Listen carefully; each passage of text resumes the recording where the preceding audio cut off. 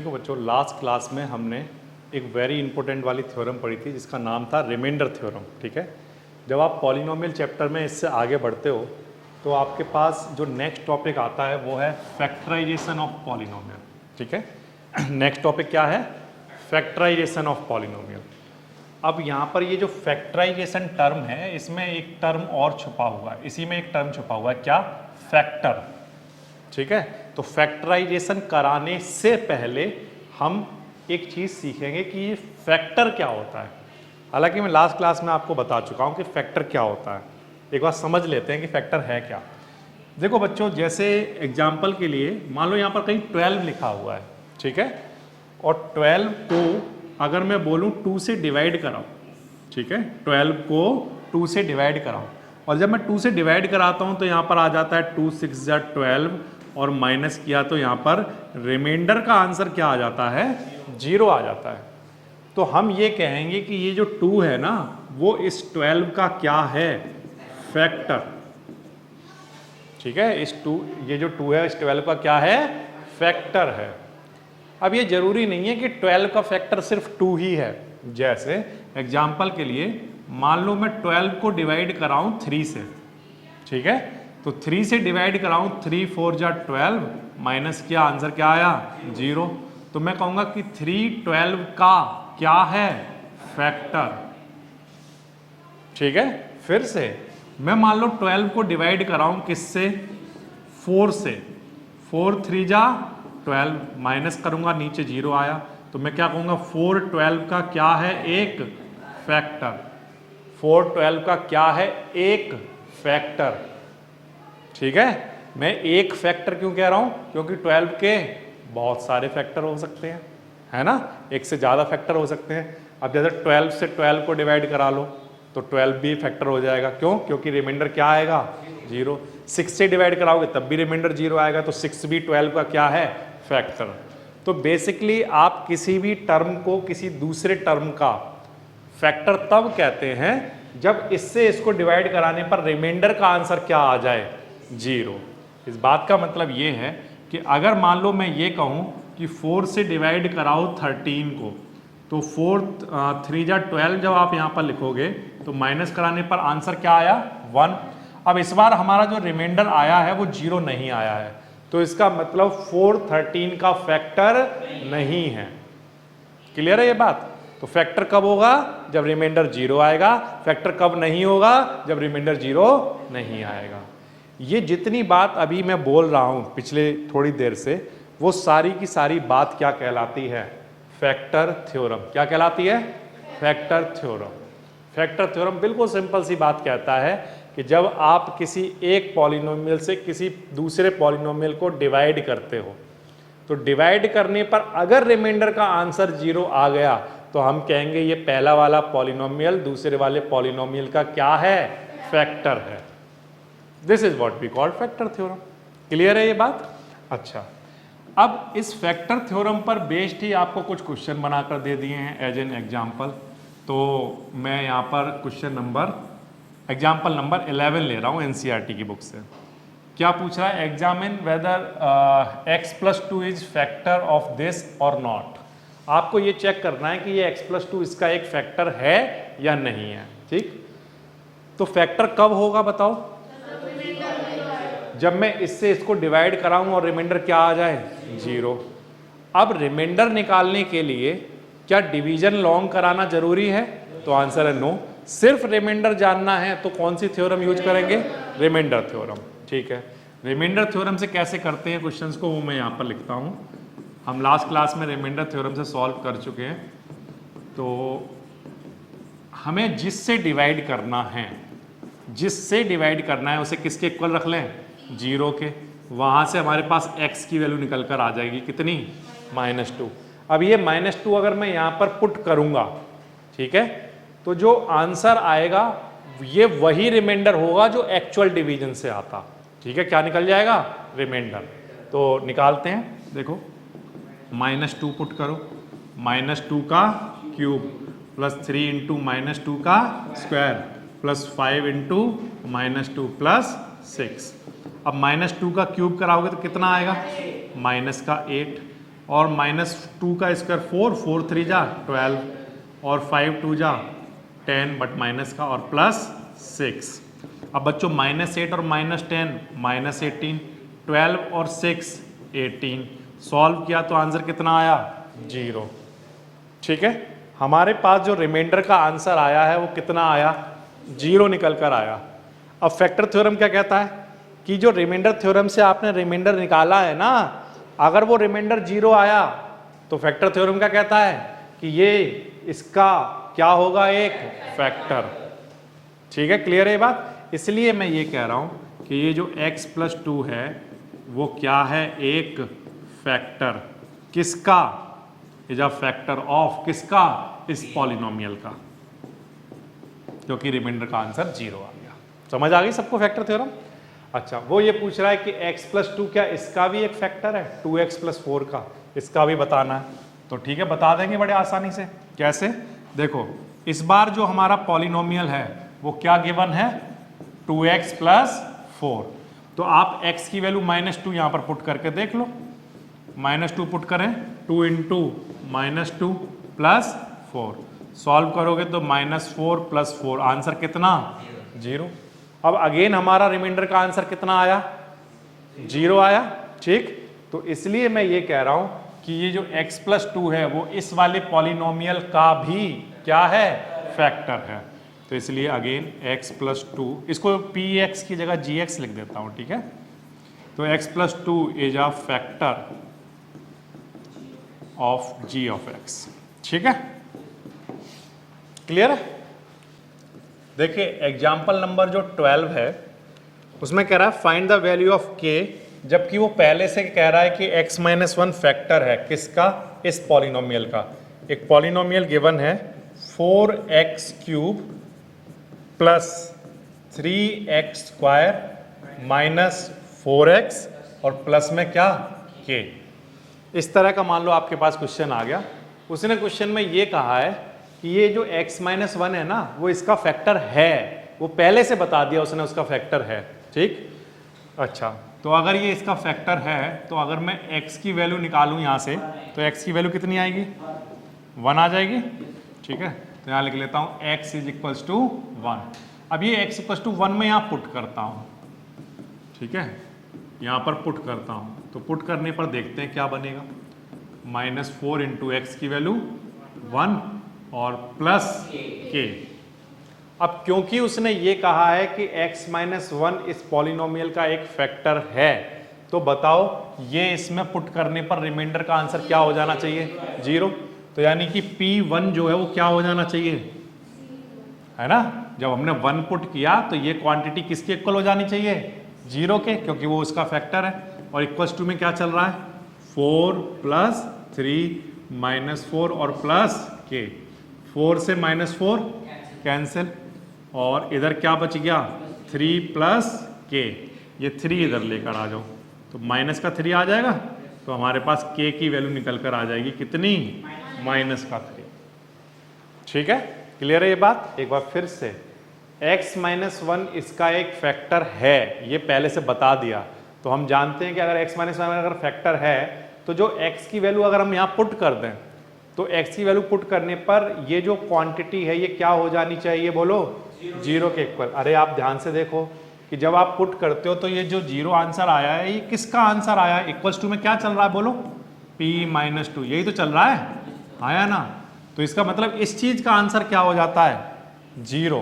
तो वही यहाँ पर मैंने किया कि जब मैं यहाँ पर 1 पुट करूंगा तो किसका आंसर 0 हो जाएगा, इस p1 का आंसर क्या हो जाना चाहिए 0। यानी 1 पुट करने पर ये जो क्वांटिटी है ये सब किसके इक्वल होनी चाहिए 0 के इक्वल। तो 0 के इक्वल जब पुट किया सॉल्व किया तो k की वैल्यू निकल कर आ गई। तो इस तरह से वो आपको जब पहले से फैक्टर बता देगा तो आपको किसी अननोन क्वांटिटी की वैल्यू वो पूछ लेगा। ठीक है, जब आप फैक्टर थ्योरम पढ़ लेते हो और फैक्टर थ्योरम पर बेस्ड 2 तरह के क्वेश्चन कर लेते हो। पहले टाइप का क्वेश्चन ऐसा आएगा जिसमें चेक करना है कि गिवन पॉलिनोमियल किसी दूसरे पॉलिनोमियल का फैक्टर है या नहीं है। और दूसरा क्वेश्चन इस तरह का आएगा जिसमें वो पहले से बता देगा कि वो उसका फैक्टर है, आपको कोई एक अननोन क्वांटिटी होगी उसकी वैल्यू निकालनी होगी लाइक k, p, etc। ठीक है, अब जब आप इससे आगे बढ़ोगे तो आपके पास नेक्स्ट टॉपिक आएगा फैक्टराइजेशन करना। अब आप फैक्टराइजेशन करना स्टार्ट करोगे, ठीक है। फैक्टर थ्योरम पढ़ने के बाद फैक्टराइजेशन करने के लिए आपके पास सबसे पहला मेथड आएगा स्प्लिटिंग द मिडल टर्म, ठीक है। जैसे एग्जांपल के लिए आपके सामने बोर्ड पर ये एक पॉलिनोमियल लिखा हुआ है। इस पॉलिनोमियल की डिग्री कितनी है? 2। डिग्री कितनी है? 2, ठीक है। ऐसा पॉलिनोमियल जिसकी डिग्री 2 हो उसे क्या कहते हैं? Quadratic polynomial. क्या कहते हैं? ठीक है। अब ये जो क्वाड्रेटिक पॉलिनोमियल आपके सामने लिखा हुआ है, इस पॉलिनोमियल को मुझे फैक्टराइजेशन कराना है। फैक्टराइजेशन कराने का क्या मीनिंग है सर? फैक्टराइजेशन कराने का मीनिंग ये है कि मुझे ऐसे दो पॉलिनोमियल ढूंढने हैं जो इसको क्या कर देते होंगे, पूरी तरह से डिवाइड कर देते होंगे। यानी कि उनसे इसको डिवाइड करने पर रिमाइंडर का आंसर क्या आता होगा? 0 आता होगा, ठीक है। ये बात क्लियर है? अब बच्चों एक बात ध्यान से सुनना, मेरी बात फिर से सुनो ध्यान से। मान लो अगर कहीं पर सिर्फ ऐसा लिखा हो x + 2, ठीक है। ये क्या है? एक पॉलिनोमियल है। क्या है? पॉलिनोमियल। इसकी डिग्री कितनी है? डिग्री कितनी है? 1 डिग्री है सर इसकी, क्योंकि इसकी हाईएस्ट पावर 1 है। तो अगर मैं कहूं कि इसका फैक्टर बताओ क्या होगा, इसका फैक्टर बताओ क्या होगा, कौन सा पॉलिनोमियल ऐसा है जो इसको डिवाइड कर देता होगा, तो वो कैसे पता करोगे? तो आंसर है इसका एक ही फैक्टर होगा। इसका एक ही फैक्टर होगा, वो ये खुद होगा। इसका एक ही फैक्टर होगा, वो ये खुद होगा। इस बात का मतलब ये है कि अगर डिग्री 1 वाला अगर कोई पॉलिनोमियल आ जाता है तो उसका फैक्टर वो खुद होता है, ठीक है। ये वाली बात क्लियर है? जैसे एग्जांपल के लिए मैंने आपके सामने बोर्ड पर लिखा x, सिर्फ x लिखा। क्या ये एक पॉलिनोमियल है? तो आंसर है यस, ये पॉलिनोमियल है। इसकी डिग्री कितनी है? 1, ठीक। अब मैं कहूँ इसके फैक्टर बताओ, x को x से ही डिवाइड कर सकते हो, हाँ या ना? तो लेकिन इनके जब फैक्टर आप देख रहे हो तो इसका भी हमें एक ही फैक्टर मिल रहा है, इसका भी हमें एक ही फैक्टर मिल रहा है। लेकिन जब आप x की पावर 2 आपको लिखाई देगा तो उसके कितने फैक्टर होंगे? तो आंसर अगर डिग्री 1 है तो एक फैक्टर होता है, डिग्री 1 है तो एक फैक्टर होता है, ठीक है। लेकिन अगर डिग्री 2 होगी तो, और अगर डिग्री 3 हुई तो, और डिग्री 4 हुई तो 4 फैक्टर, ऐसे करके चलता है, ठीक है। तो 1 डिग्री पर 1 फैक्टर, 2 डिग्री हुई तो 2 फैक्टर, 3 डिग्री हुई तो 3 फैक्टर। ये वाली बात क्लियर है? ठीक। अच्छा, अभी के लिए तो मैंने सिर्फ आपको ये बता दिया कि जब 1 डिग्री हो तो 1 फैक्टर होता है, 2 हो तो 2 होता है, 3 हो तो 3 होता है, ठीक है। लेकिन ये नहीं बताया कि क्यों होता है, ये नहीं बताया अभी मैंने आपको कि क्यों होता है, ठीक है। मैंने सिर्फ ये बताया है कि ऐसा होता है। अब ऐसा क्यों होता है उसके लिए जब आप क्लास 10th में जाओगे तो वहां पर ग्राफिकल मेथड से मैंने पूरा एक्सप्लेन किया हुआ है कि वो ऐसा क्यों होता है, ठीक है। लेकिन अभी फिलहाल के लिए मैंने ये चीज़ आपको इसलिए बता रहा हूँ कि आपको ये कन्फ्यूजन ना रहे कि हमें इसके कितने फैक्टर निकालने हैं। जब आप फैक्टराइज कराओगे तो आपको ये बात पक्की रहे कि यहाँ से कितने फैक्टर मिलने वाले हैं? 2 आएंगे। सिर्फ आपने 1 फैक्टर निकाल दिया, इसका मतलब आपने अधूरा काम किया है, ठीक है। ये वाली बात क्लियर है? तो वो दोनों फैक्टर निकालेंगे कैसे, उसको समझो ध्यान से। ये जो नंबर है यहाँ पर एक नंबर दिख रहा है, क्या नंबर दिख रहा है? 6।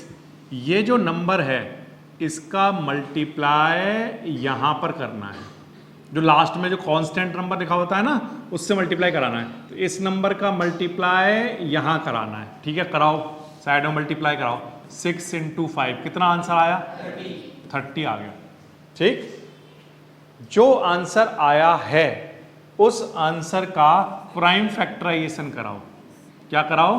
Prime factorization. जैसे कि 2 से डिवाइड कराओ तो आंसर आएगा यहाँ पर 15, फिर 3 से कराओ 5, फिर 5 से कराओ 1, 2 3 5 ऐसे मिल जाएगा आपको, ठीक है। जरूरी नहीं है अभी आप प्राइम फैक्टराइजेशन कहो, अभी हालांकि नंबर में प्राइम नंबर यूज कर रहा हूँ तो प्राइम फैक्टराइजेशन कह रहा हूँ, आप सिंपली उसका फैक्टराइजेशन कराओ, ठीक है। जब आप फैक्टराइजेशन जब कराते हो तो आपके पास 3 नंबर आ जाते हैं, 2 3 और 5, ठीक है। एक बार फिर से मिडिल टर्म को स्प्लिट करके फैक्टराइजेशन कैसे किया जाता है? तो आंसर है जो सबसे पहले जो भी लिखा होता है उसका मल्टीप्लाई यहाँ कराते हैं। अगर सर यहाँ 2 लिखा होता तो तो 2 का मल्टीप्लाई 5 में कराते, यहाँ 3 लिखा होता तो 3 का मल्टीप्लाई 5 में कराते, अगर यहाँ कुछ ना लिखा होता तो यहाँ 1 होता, 1 का मल्टीप्लाई उसमें कराते।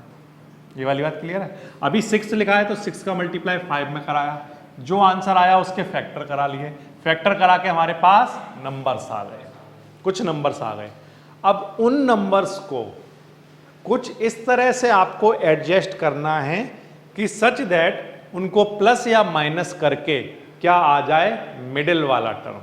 फिर से इन नंबर्स को कुछ इस तरह से लिखना है कि प्लस या माइनस करके क्या आ जाए, मिडिल वाला टर्म। वो कैसे करें सर? तो आंसर है, हम ये ऐसा कर सकते हैं, 3 इंटू 5 कितना होता है, 15, और साथ में भी क्या चल रहा है, 2।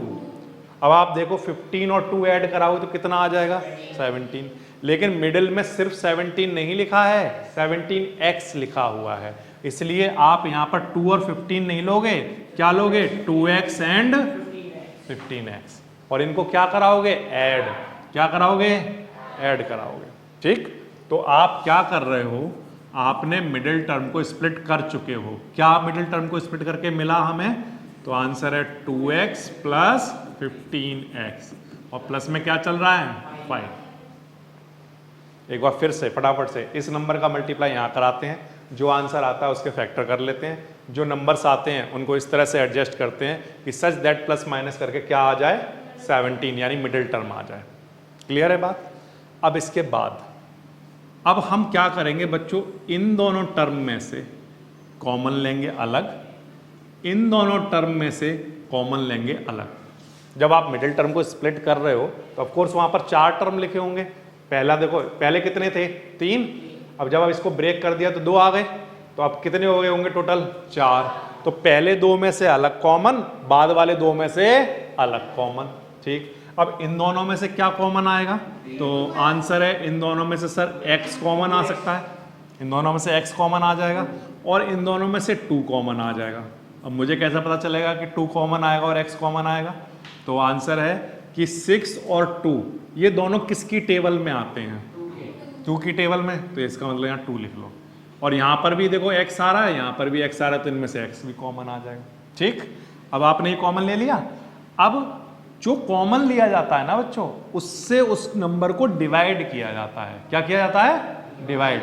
अब आप देखो 6x स्क्वायर को डिवाइड कराओगे 2x से, तो 2 से कैंसिल होगा 3, x से एक x कैंसिल, एक x बच जाएगा, तो क्या बचा, तो देखो 2 से 6 कैंसिल 3, और x से एक x कट गया, तो क्या बचा, x। ठीक, तो ये हमारे पास 3x आ जाएगा इस जगह पर। क्लियर हो गई बात? अच्छा, अब इस 2x से इसको डिवाइड कराओगे तो 2x से 2x कैंसिल, क्या बचा, 1।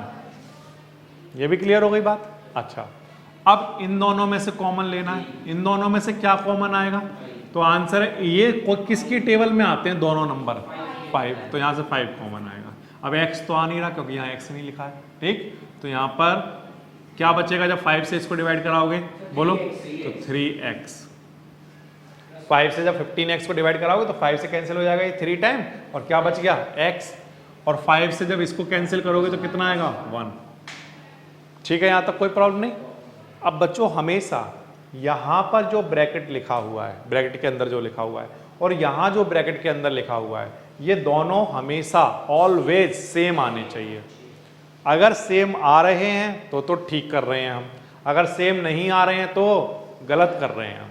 ठीक है, अच्छा, अब ये दोनों सेम आ गए, तो अब आप ध्यान से देखना, इस टर्म में से और इस टर्म में से, इन दोनों टर्म में से क्या कॉमन आता हुआ दिख रहा है, 3x + 1 कॉमन आता हुआ दिखाई दिया, तो कॉमन ले लिया।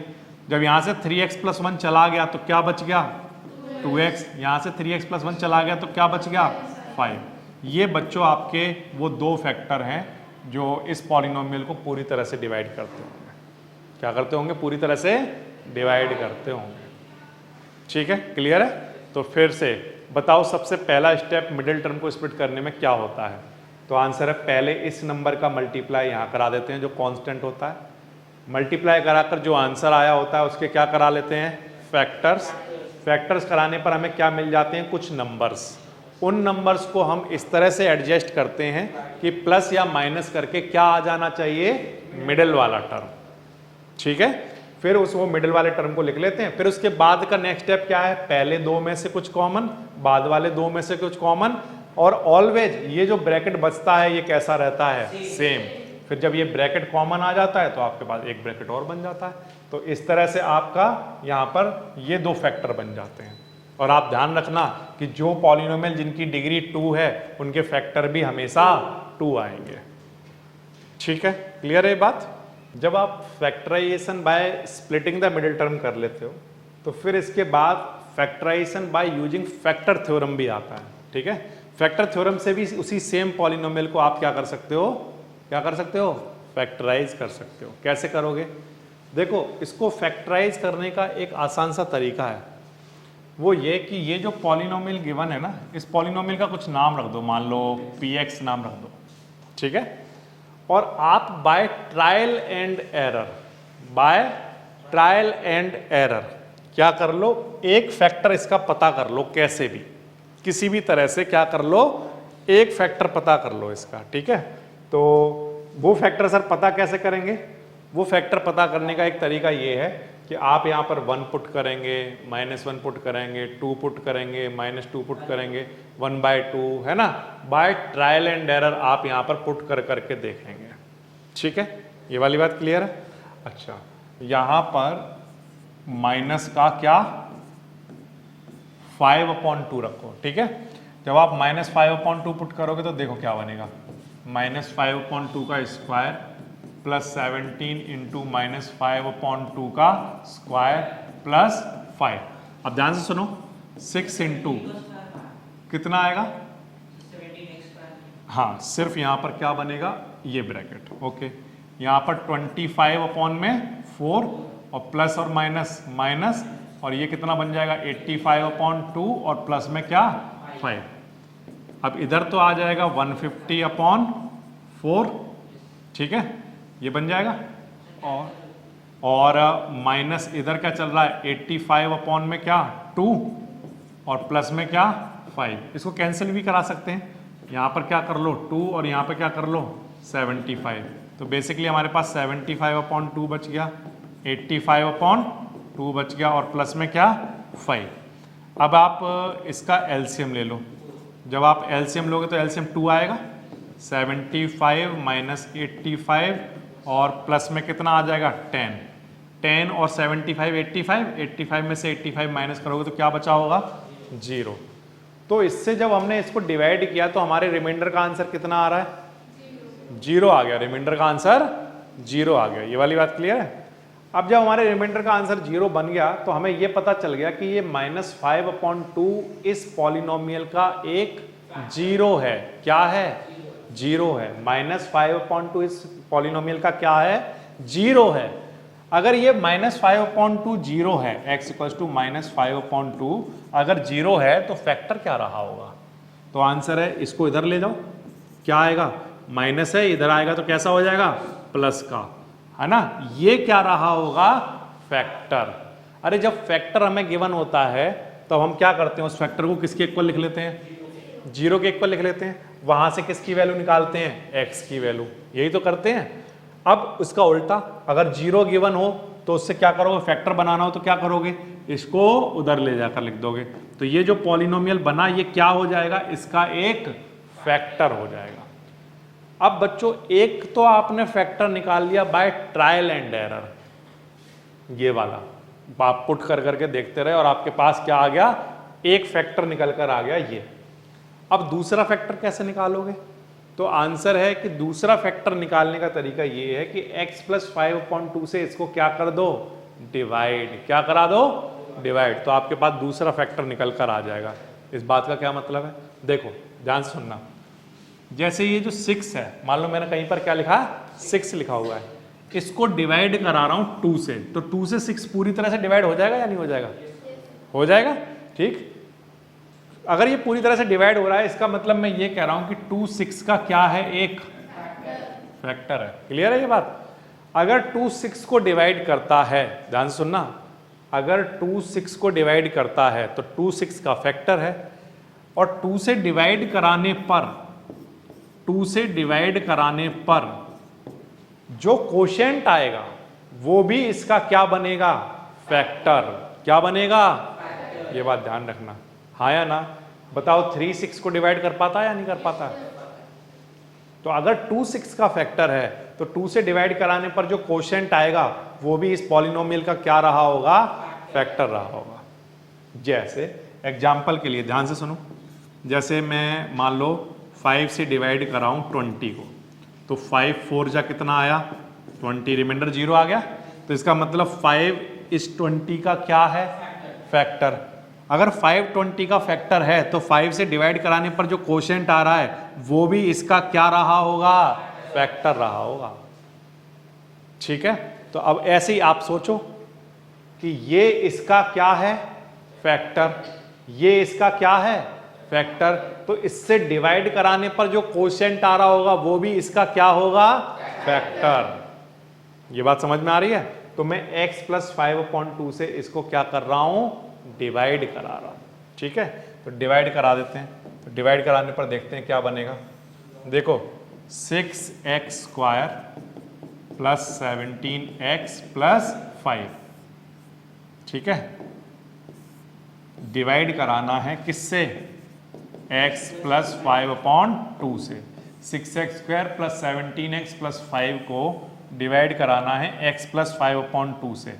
अब क्योंकि बच्चों कोशेंट पता करना है तो इसलिए रिमाइंडर थ्योरम तो लगेगी नहीं, क्योंकि रिमाइंडर थ्योरम से सिर्फ क्या निकल कर आता है, रिमाइंडर। तो कोशेंट पता करने के लिए तो लॉन्ग डिवीजन ही कराना पड़ेगा, एक्चुअल डिवीजन कराना पड़ेगा। कराइए। पहला टारगेट क्या है, 6x²। तो इसका मतलब यहां कुछ लिखना है जिसका मल्टीप्लाई मैं x से कराऊं तो ये आ जाए।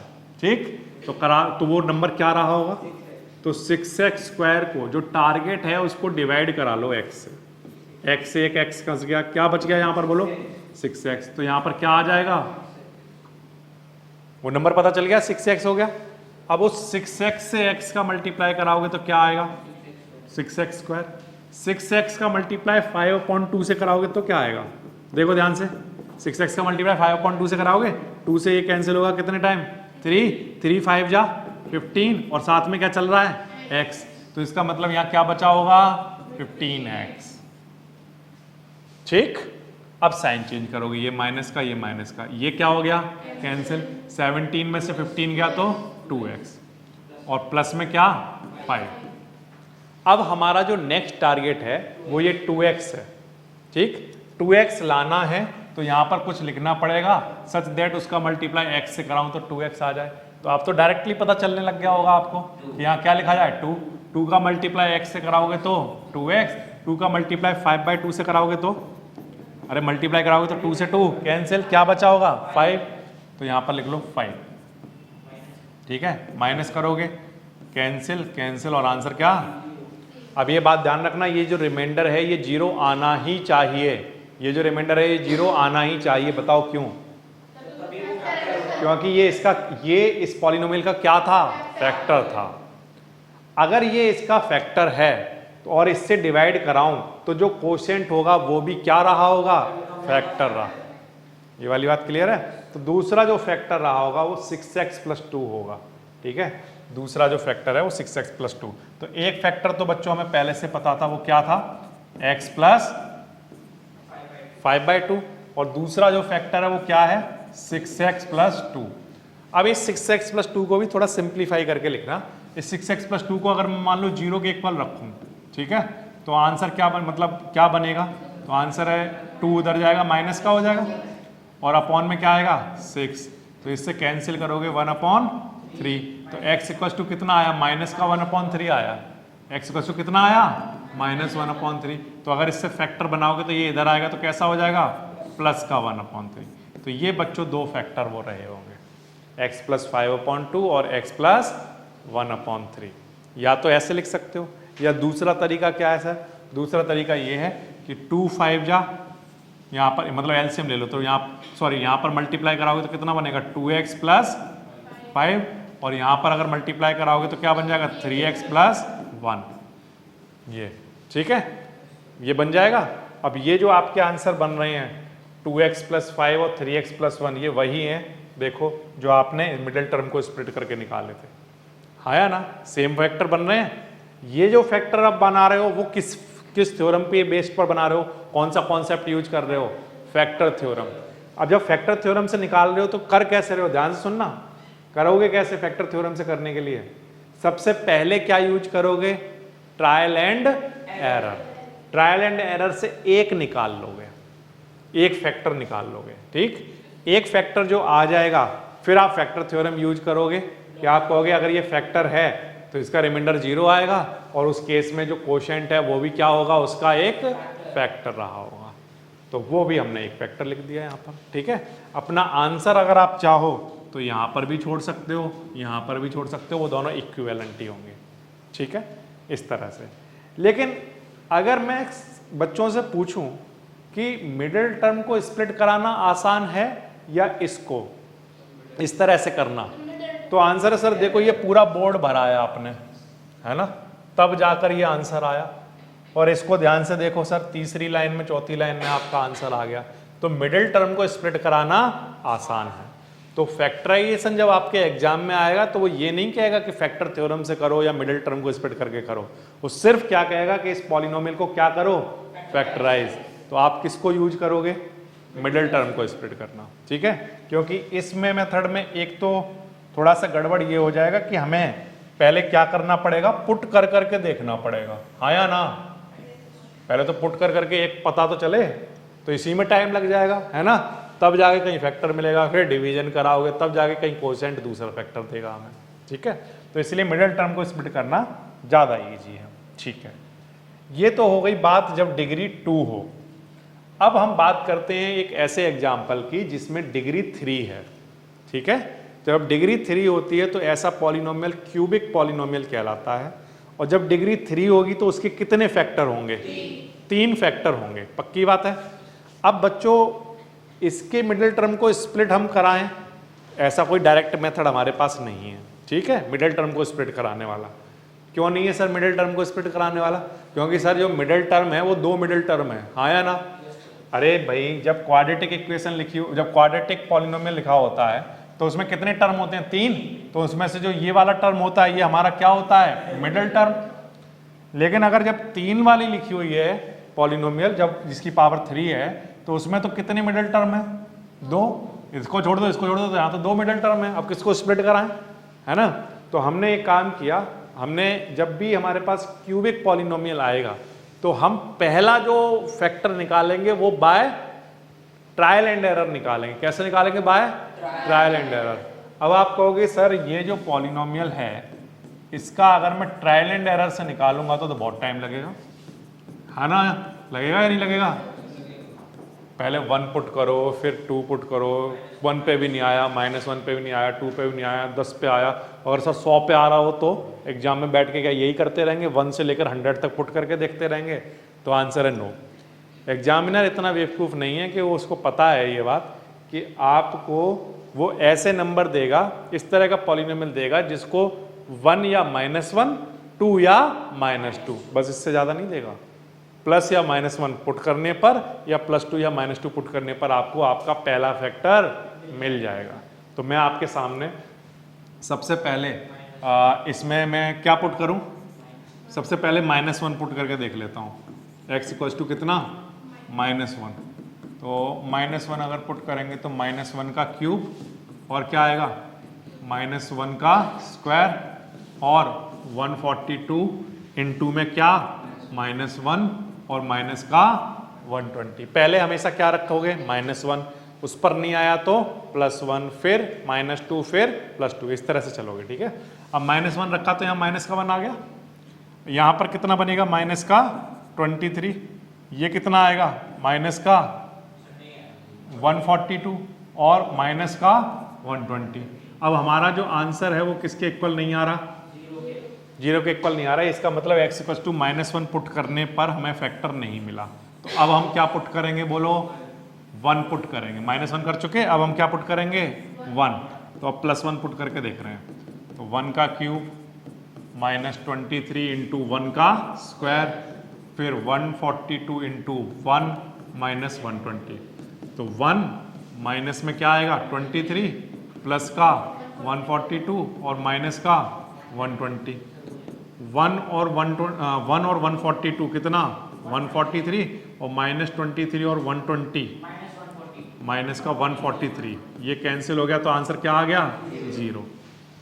तो आपने देखा कि -1 पुट करके देखा मेरा आंसर 0 नहीं आया, लेकिन 1 पुट करते ही मेरा आंसर आ गया। तो आपको बहुत बड़े बड़े नंबर पुट नहीं करने पड़ेंगे, बहुत ज़्यादा दूर तक नहीं जाना पड़ेगा, -1 पर या 1 पर या -2 पर या +2 पर, बस इतना मैक्सिमम देगा वो आपको, ठीक है। अच्छा, अब अगर बच्चों हमारा x = 1 पुट करने पर हमारा ये आंसर 0 हो गया, तो ये x = 1 इस पॉलिनोमियल का क्या है 0, क्या है 0। x = 1 इस पॉलिनोमियल का क्या है 0, और x = ये x = 1 है, तो ये 1 इधर आएगा तो क्या बचेगा x - 1। ये x - 1 इस पॉलिनोमियल का क्या है फैक्टर। ये समझ में आती है बात।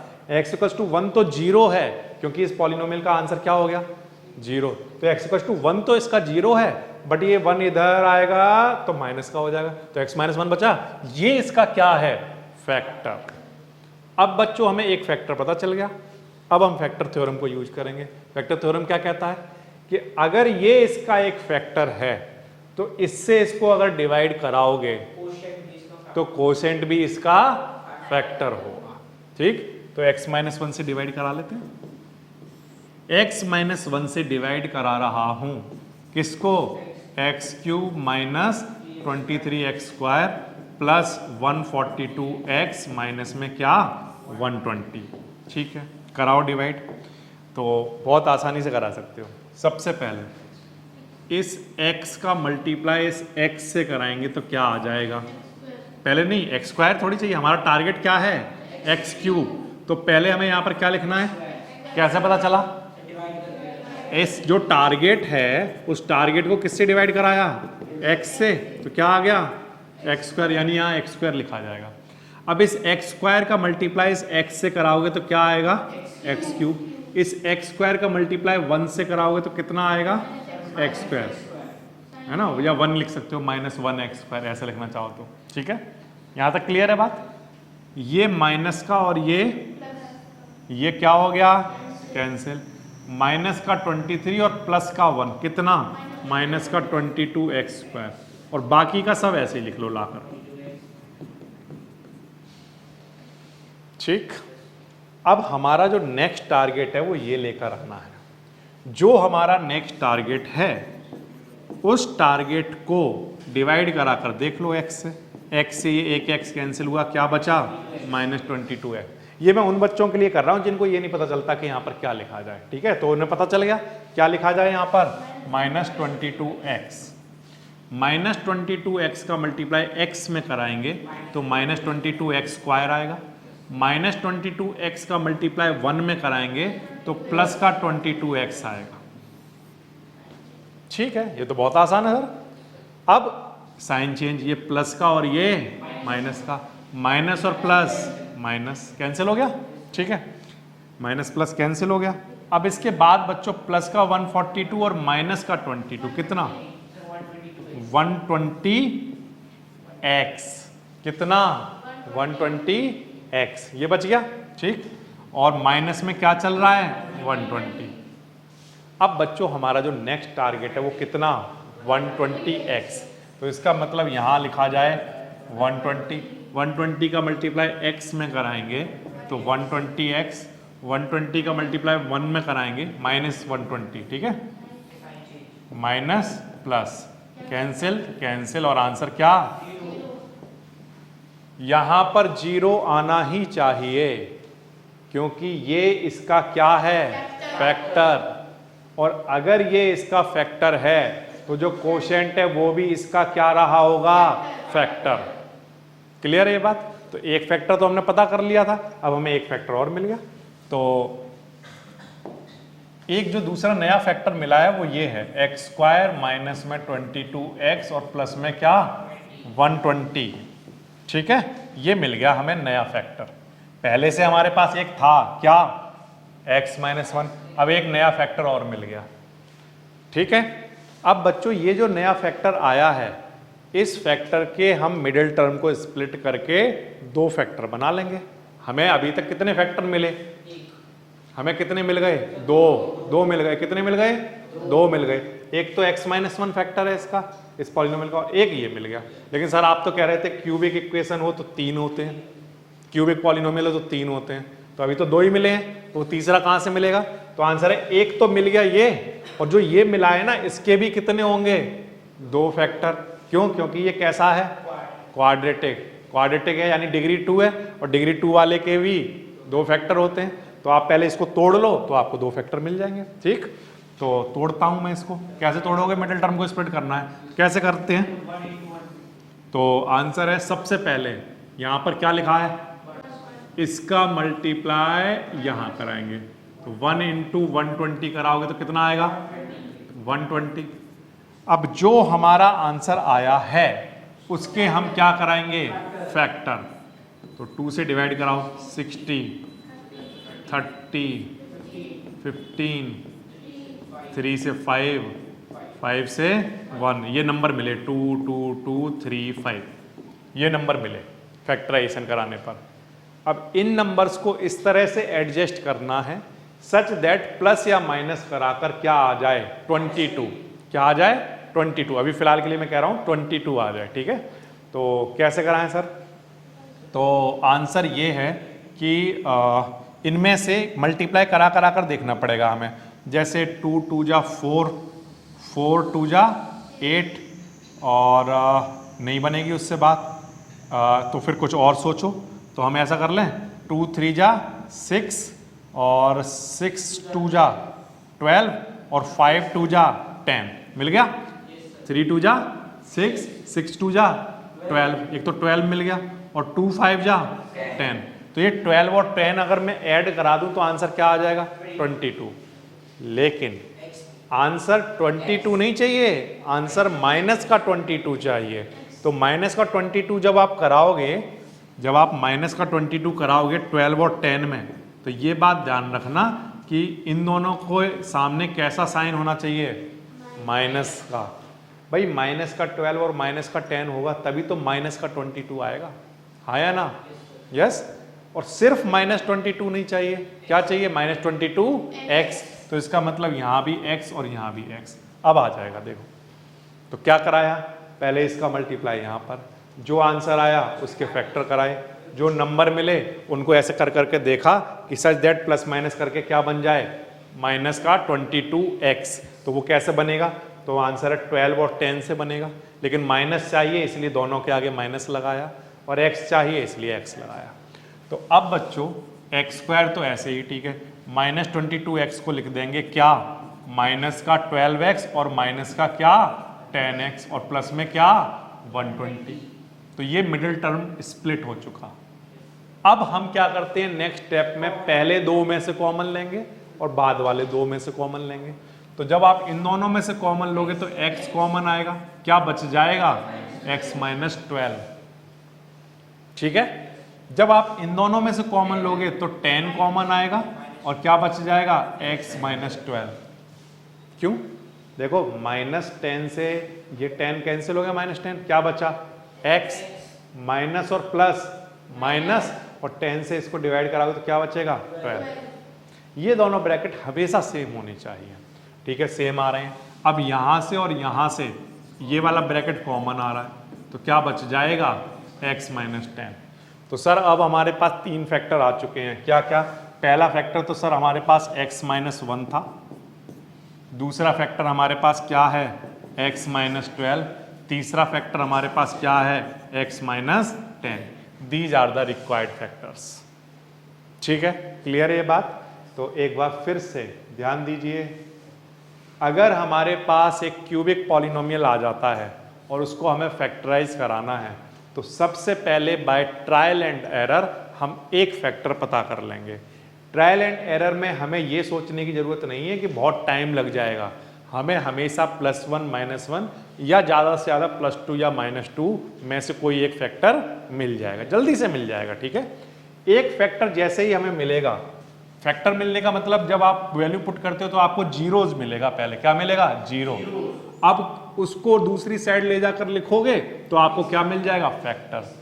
वो जो फैक्टर आएगा उस फैक्टर से आप एक्चुअल डिवीजन करा लेना, ठीक है, लॉन्ग डिवीजन करा लेना। जब आप लॉन्ग डिवीजन कराओगे तो डिवीजन कराने पर जो कोशेंट रहा होगा वो भी इस पॉलिनोमियल का क्या रहा होगा, एक फैक्टर।